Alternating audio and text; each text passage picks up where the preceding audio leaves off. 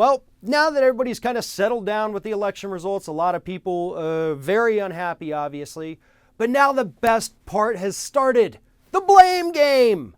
You have establishment Democrats right now trying to blame people like David Sirota or the Young Turks or even us here at Ring of Fire because we dared to report the truth about Hillary Clinton and say, you know what, she's got problems, we need to think about these. So the establishment wants to blame the people who were critical of Hillary Clinton. They want to blame the Bernie bros. They want to blame anybody but themselves. So you know what? Let's join in. Let's play the blame game. And I'm going to start placing the lion's share of the blame for the Democrats' losses this year on Debbie Wasserman Schultz. From the beginning, she helped to game the system. I won't say rigged. She gamed the system. She gamed the party in favor of Hillary Clinton because her and Clinton are good close friends. Wasserman Schultz knew she was going to get a spot in that Hillary Clinton administration cabinet somewhere. How'd that turn out for you, by the way, Debbie? But Debbie didn't want Bernie Sanders to be the nominee. The establishment didn't want Bernie Sanders to be the nominee.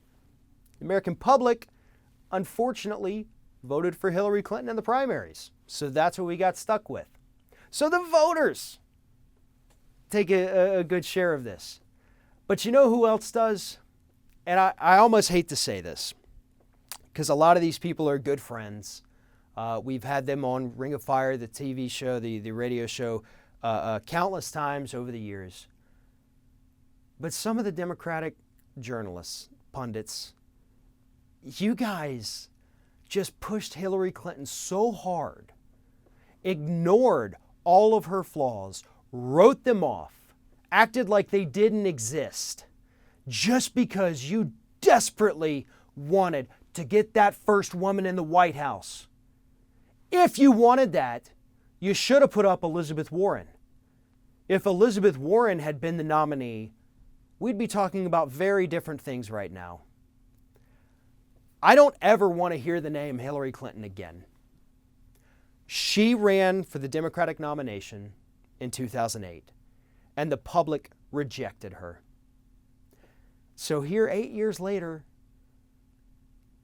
the pundits, the establishment, the voters said, all right, well, time for the second choice. Let's not give anybody else a chance.